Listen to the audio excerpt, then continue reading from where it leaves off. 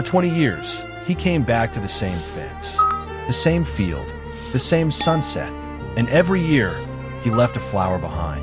Nobody knew why, until the day he never returned. Every year, on the same date, a man named Daniel would disappear for a few hours. His friends noticed it. His family noticed it. Even his co-workers joked about it. But whenever someone asked where he went, he always gave the same answer. Just visiting an old friend. The strange part? Nobody had ever seen this friend. Not once.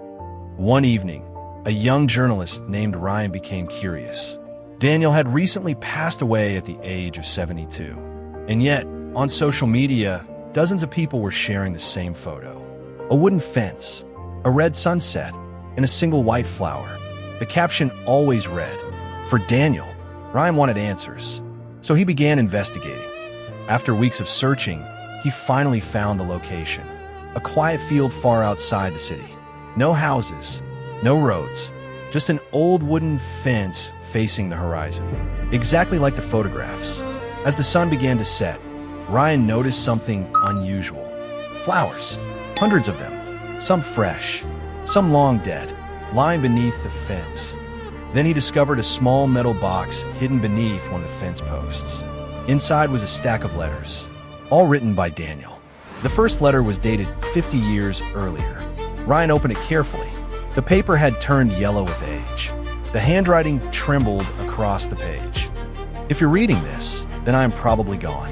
My name is Daniel, and this is where I lost the love of my life." Ryan froze. He kept reading. 50 years earlier, Daniel had met a girl named Emma. They were inseparable, young, fearless, completely in love. Every evening, they came to this exact field, sat on this exact fence, and watched the sunset together. They dreamed about the future, the house they would buy, the children they would have, the life they would build. Then one day, everything changed. Emma became sick, very sick. Doctors tried everything, but nothing worked. One evening, knowing she didn't have much time left, Emma asked Daniel to take her to their favorite place one last time.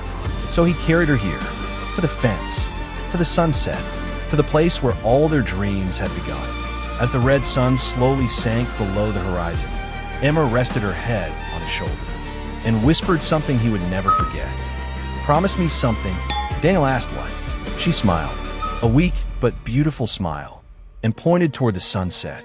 "No matter what happens, don't stop watching beautiful things. Don't let sadness take everything from you. Come back here sometimes. Watch the sunset for both of us." Those were the last words she ever spoke to him. She passed away 3 days later. Ryan stopped reading. The field suddenly felt different. The silence felt heavier. The sunset seemed brighter. He opened the next letter, then the next, and the next. For decades, Daniel had written to Emma. One letter every year. He told her everything. His struggles, his victories, his fears, the moments he wished she could have seen. He never remarried, never forgot, never missed a single year.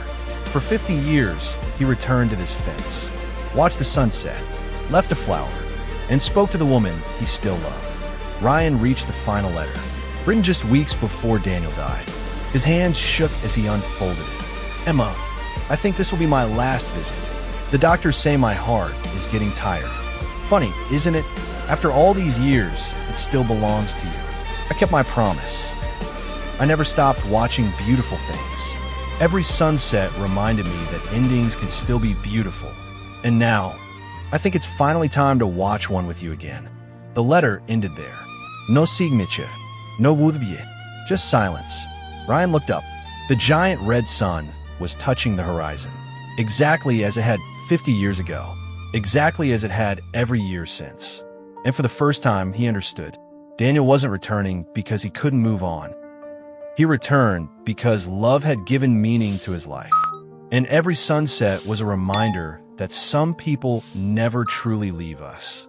The next morning, Ryan placed a single white flower beside the fence.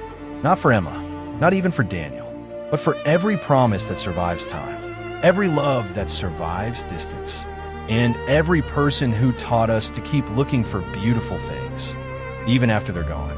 Because sometimes the most powerful love stories don't end. They simply wait for the next sunset.